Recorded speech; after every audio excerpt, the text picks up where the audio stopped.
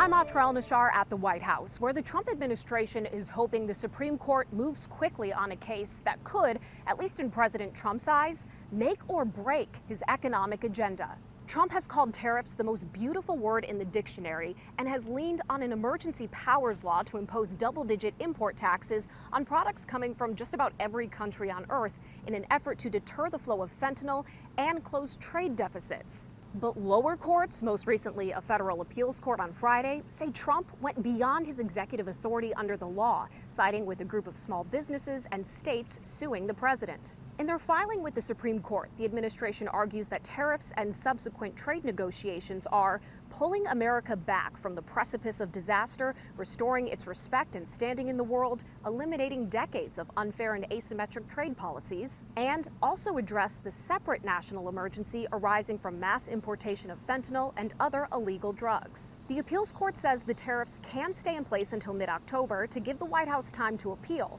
Earlier this week, the president says he wants the Supreme Court to fast-track a decision because of losses on Wall Street. We're going to ask for an expedited ruling because, when you look at the stock market's down today, the stock market's down because of that, because the stock market needs the tariffs. But in their filing, the White House says the court should expedite because the lower court's decision has jeopardized ongoing foreign negotiations and threatens framework deals. After months of negotiations and extensions for dozens of trading partners, the president secured just 8 trade agreements. These deals are all done.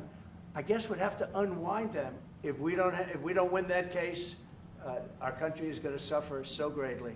If the administration loses at the Supreme Court, there is a separate law from 1930 they could lean on to impose some tariffs, but on a much more limited basis. So the president's entire approach to trade would essentially have to begin again.